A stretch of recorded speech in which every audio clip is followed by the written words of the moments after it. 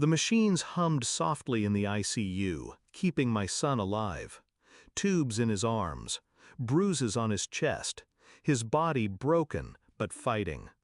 I stood there, frozen.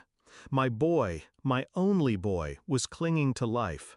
And while he lay here in silence, his wife was posting photos from Greece, champagne in hand, smiling beside another man, using his money to fund her affair.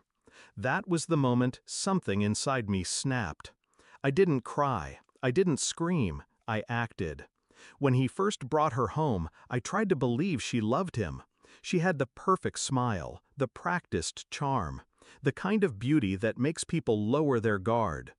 But I saw the cracks, the way she dismissed his jokes, the way her eyes always scanned a room for someone richer, someone better. I warned him once. He waved me off, said I was being protective. So I stayed quiet, for his sake.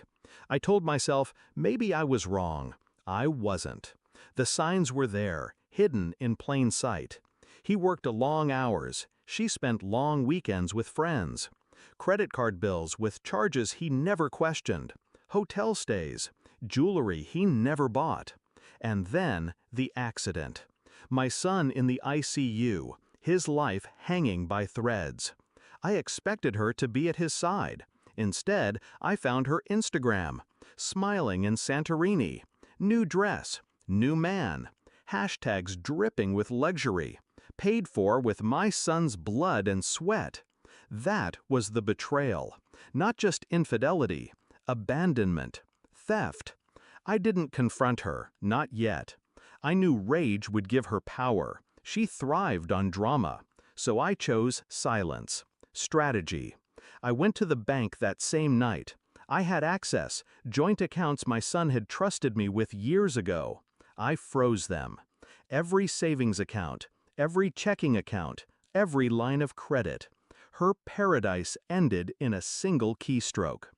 An hour later, my phone lit up. 20 missed calls, 30, 40. Her voice on voicemail, panicked, shrill.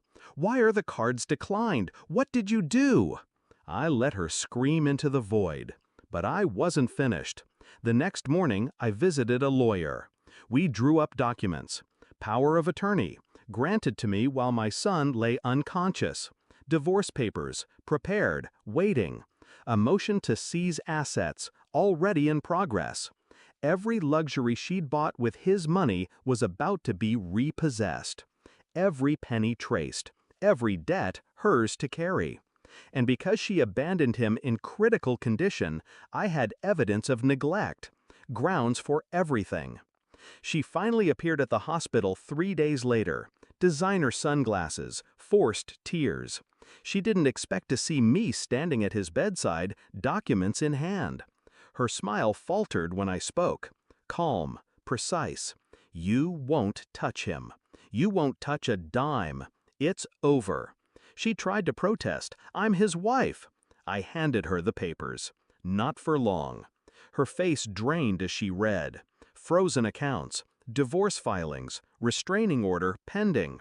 Then I leaned closer so only she could hear.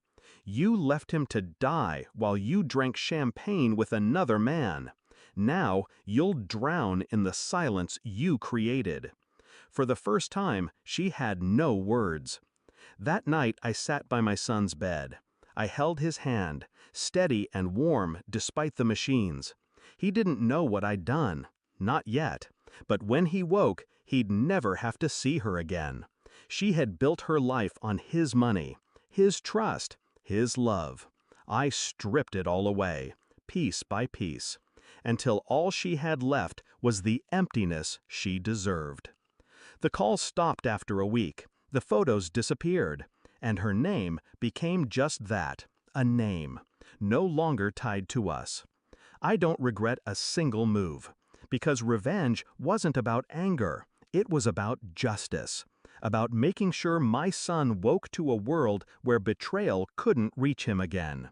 And when he finally opened his eyes to silence, the first words I whispered were, "She's gone. You're free."